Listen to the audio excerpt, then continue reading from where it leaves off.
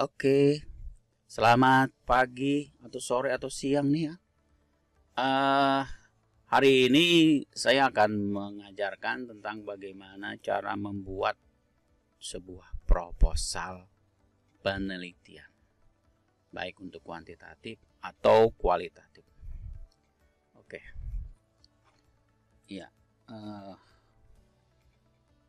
nah, perkenalkan, saya Indiwan Setu Wahyu. Saya adalah dosen komunikasi. Ya, oke. Jadi sebenarnya isi dari proposal penelitian itu cukup banyak ya. Tapi satu yang sama, baik itu penelitian yang sifatnya kuantitatif ataupun kualitatif, di bab 1 ini sama, yaitu pendahuluan. Nah, pendahuluan itu ada berbagai macam. Yang pertama 1.1 adalah latar belakang masalah. Kemudian 1.2 perumusan masalah, 1.3 pertanyaan penelitian, 1.4 tujuan penelitian, 1.5 manfaat penelitian. Itu ada dua, 151 dan 152. Yang pertama manfaat akademis, kedua manfaat praktis. Setelah itu bab 2 tentang tinjauan pustaka atau kerangka teori atau kerangka konsep atau kerangka pemikiran. Ini yang sama untuk kuantitatif atau kualitatif. Bedanya di sini. Nah, kalau untuk kuantitatif, nah, bab 3 metodologi penelitiannya berbeda dengan penelitian kualitatif. Ya, yang pertama kuantitatif dulu ya. Ada yang namanya tipe penelitian. Tipe penelitian itu apakah jenisnya Anda itu deskriptif, apakah eksplanatif atau eksploratif ya. Untuk kuantitatif bisa eksplanatif kalau misalnya dua variabel X dan Y ya. Sedangkan untuk kualitatif biasanya menggunakan tipe penelitian deskriptif. Oke, kemudian 3.2 adalah metode penelitian. Apakah Anda menggunakan survei, apakah Anda menggunakan metode eksperimen atau yang lain. Kemudian berbeda dengan kualitatif, 3.3 adalah adanya populasi dan sampel. Populasi itu bagian luasnya ya, sedangkan sampel itu contoh dari populasi. Misalnya Anda mau lihat populasi anak-anak SMA se-Jakarta, nah itu populasi. Terlalu banyak kalau Anda teliti, makanya menggunakan sampel. Sampelnya misalnya, apakah Anda menggunakan sampel istilahnya Anda menggunakan ada kriteria, misalnya sampel anak-anak kelas 3 yang banyak tertepa sosial media misalnya. Nah, itu sampel. Kemudian 3.4 adalah definisi konsep dan operasionalisasi konsep. Kemudian ada validitas dan reliabilitas. Dan 3.6 adalah teknik pengumpulan data. Nah, 3.7 teknik analisis data. Baru kemudian daftar pustaka. Nah, itu kalau kuantitatif. Nah, kalau kualitatif, nah seperti ini. Yang pertama metodologi penelitian sama bab 3 ya. Bab 3 metodologi penelitian. 3.1 ada paradigma penelitian. Paradigma itu sebenarnya ada 3.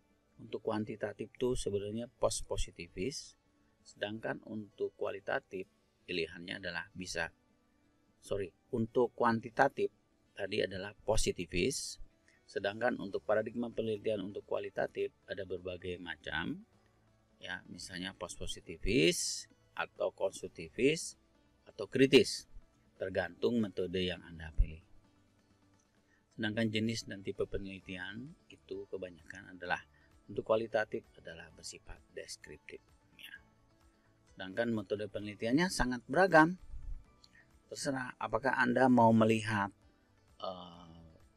analisis teks ya, misalnya menggunakan framing, semiotika atau analisis wacana, atau Anda menggunakan yang metode yang langsung ke lapangan atau metode yang sifatnya terjun ke lapangan, seperti misalnya kalau kualitatif itu studi kasus, etnografi, dan sebagainya. Nah, kemudian 3.4 adalah subjek atau objek penelitian dan atau unit analisis. Ya. Kalau untuk studi lapangan seperti studi kasus, kemudian etnografi, kemudian fenomenologi, Anda menggunakan subjek penelitian. Sedangkan apabila Anda menggunakan analisis teks, tentunya pakai unit analisis.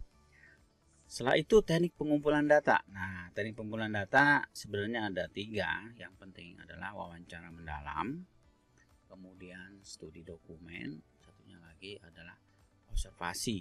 Nah, untuk kualitatif yang sifatnya studi lapangan tentunya observasi dan wawancara mendalam tuh paling utama. Sedangkan untuk yang bersifat analisis teks, maka teknik pengumpulan datanya adalah studi dokumen karena langsung melihat dokumen. Kemudian 3.6 definisi konsep dan fokus penelitian. Ini supaya Anda jelas apa yang Anda pakai dan fokusnya kemana. Setelah itu 3.7 adalah teknik analisis data. Nah, teknik analisis data ini sesuai dengan metodenya. Jadi kalau Anda menggunakan studi kasus, tentunya Anda lihat studi kasus siapa. Misalnya Anda menggunakan studi kasusnya Robert Kain, maka dia untuk teknik analisis datanya adalah menggunakan penjodohan pola. Ya. Sedangkan teknik pemeriksaan dan keabsahan data itu biasanya dilihat dari seberapa terpercaya bahan yang Anda pilih, ya. Atau bisa juga melakukan triangulasi kalau Anda menggunakan framing atau semiotika. Ya. Kemudian sama-sama dari daftar pustaka. Nah, sekarang yang kita rinci satu-satu ya. Judul. Nah, jadi penulisan judul harus jelas dan mencerminkan isi dari penelitian yang akan kita lakukan. Juga dengan judul memperlihatkan metode atau teori apa yang bakal kita lakukan. Ya. Nah, sedangkan di latar belakang masalah, ya, merupakan kumpulan argumentasi peneliti mengapa dia memilih topik penelitian. Dapat juga berupa situasi yang melatar belakangi masalah, alasan antara topik penelitian, masalah yang diteliti yang dianggap penting, menarik untuk diteliti. Sedangkan yang lain adalah komunikasikan antara argumentasi dan opini peneliti dengan rujukan atau referensi ilmiah, sumber buku, jurnal, penelitian terdahulu, artikel media massa, dan sebagainya. Mulai dari hal yang umum menjadi hal yang khusus, itu biasanya dalam menulis latar belakang masalah. Nah, ini contoh nih. Contoh ya, kalau kita menggunakan kualitatif ya, judulnya pembingkaian berita konflik demo BBM di TV One. Nah, ini latar belakangnya mungkin tentang setiap hari manusia modern pasti mengonsumsi pesan media massa untuk mendapatkan informasi. Televisi merupakan media massa favorit di Indonesia. Berita televisi adalah salah satu sumber informasi utama bagi masyarakat. Berita tidaklah netral, melainkan membingkai suatu isu dengan cara tertentu sesuai kepentingan media tersebut. Nah, isu yang dewasa ini penting adalah isu kenaikan BBM. Terus konflik demo BBM cenderung mengarah ke aksi pengrusakan dan kerusuhan. Nah, kemudian kita angkat TV One sebagai salah satu televisi yang banyak memberitakan kerusuhan dalam demo BBM. Kira-kira bagaimana dia membingkai? Nah, berdasarkan latar belakang tersebut, maka penelitian ini mencoba meneliti apanya? Oh, soal pembingkaian berita atau framingnya tentang berita konflik demo di TV One. Ya. Jadi intinya adalah kalau di kualitatif terutama ya, latar belakang masalah adalah alasan kuat mengapa kita memilih topik yang bakal kita teliti, mengapa kita memilih narasumber atau informan yang akan kita minta pendapatnya, juga mengapa media iklan atau berita tersebut layak Anda teliti menggunakan metode kualitatif. Sedangkan rumusan masalah.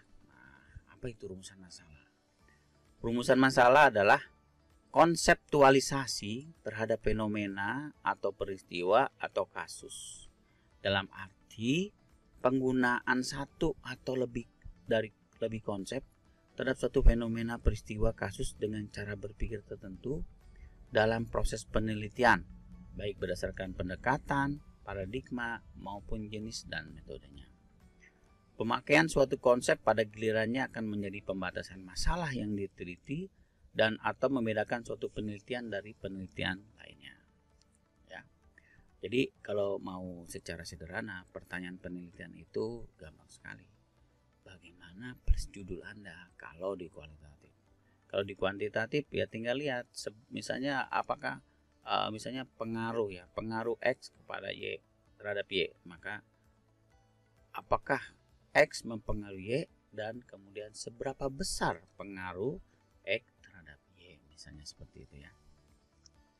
Jadi pertanyaan penelitian biasanya menyatakan dengan jelas, tegas, dan konkret masalah yang akan diliti karena berhubungan dengan suatu persoalan teoritis atau praktis.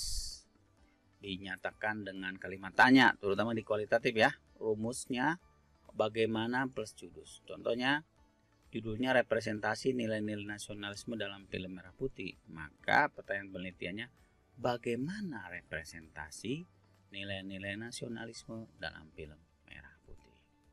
Nah, sedangkan tujuan penelitian itu adalah temuan atau bukti apa yang hendak dicari dari penelitian berdasarkan permasalahan dan paradigma dan metode penelitian yang Anda pilih. Jadi rumusnya gampang sebenarnya. Ingin mengetahui plus rumusan masalah untuk kualitatifnya. Misalnya ingin mengetahui rumusan masalahnya, bagaimana seberapa besar pengaruh kebiasaan menonton TV, kekerasan terhadap perilaku, misalnya kekerasan atau gimana ya. Itu contoh yang bisa dilihat. Oke. Sedangkan manfaat penelitian konteksnya adalah buah atau implikasi dari hasil penelitian, baik terhadap teori, metode penelitian praktis maupun sosial. Ya. Kemudian bab 2. Nah, bab 2 isinya kalau di kualitatif itu bab 2 yang pertama adalah penelitian terdahulu. Nah, penelitian terdahulu itu penting sekali dilihat. Kenapa? Karena apakah dengan adanya penelitian terdahulu apakah penelitian kita sudah sesuai dengan disiplin ilmu, sesuai track, state of the art-nya sesuai dengan perkembangan ilmu. Jadi jangan-jangan kalau nggak ada penelitian terdahulu, jangan-jangan Anda salah jurusan atau salah kandang. Jangan-jangan Anda tidak meneliti komunikasi, tapi meneliti sebenarnya marketing, ya, sales. Ya. Terus yang kedua adalah melihat sejauh mana proposal dan sejauh mana kebaruan dan perbedaan penelitian kita dengan penelitian sebelumnya, sehingga kemungkinan duplikasi dan plagiarisme penelitian tidak terjadi. Nah, bab 2. Nah, sedangkan bab 2 setelah itu adalah kerangka pemikiran. Nah, ini yang paling umum ya. Jadi kalau kerangka pemikiran adalah usaha kita membangun sendiri sebuah pola pikir yang dikembangkan dari sejumlah konsep atau teori-teori yang relevan dengan permasalahan penelitian, dipakai dalam penelitian bivariat dan multivariat kuantitatif yang bermaksud menguji hubungan antar variabel, dan dalam penelitian kualitatif yang lebih kompleks. Sedangkan kalau kerangka konsep adalah pemakaian konsep yang relevan dengan permasalahan penelitian, dipakai dalam penelitian univariat kuantitatif yang tidak bermaksud menguji hubungan antar variabel. Kalau cuma satu variabel, ya tentunya menggunakan kerangka konsep saja. Dan dalam penelitian kualitatif yang sederhana. Nah, sedangkan kalau kerangka teori adalah penggunaan teori-teori yang relevan dengan permasalahan penelitian, dipakai dalam penelitian bivariat atau multivariat kuantitatif yang bermaksud menguji hubungan antar variabel dan dalam penelitian kualitatif yang lebih luas. Sedangkan yang terakhir kalau menggunakan bab 2 tulisan di atasnya tinjauan pustaka adalah usaha peneliti menalar berbagai hasil penelitian dan literatur lainnya yang terkait dengan tema penelitian yang akan atau sedang dilakukan. Dengan melakukan ini kita dapat menentukan posisi penelitian dibandingkan penelitian-penelitian yang telah ada, baik dalam hal tema, konsep, teori, paradigma, pendekatan maupun metode penelitian. Pada gilirannya, manfaat melakukan tinjauan pustaka juga adalah menghasilkan signifikansi penelitian yang akan atau sedang dilakukan dari segi manfaat teoritis, metodologis, praktis, dan manfaat sosial. Ya, kemudian kemudian masuk ke metodologi bab 3. Paradigma penelitian. Apa sih maknanya? Paradigma menurut Bogdan dan Biklen ya adalah kumpulan longgar dari sejumlah asumsi yang dipegang bersama. Konsep atau preposisi yang mengarahkan cara berpikir dan penelitian. Ya, itu dari paradigma. Sedangkan metode penelitian maknanya adalah cara kita melakukan suatu penelitian.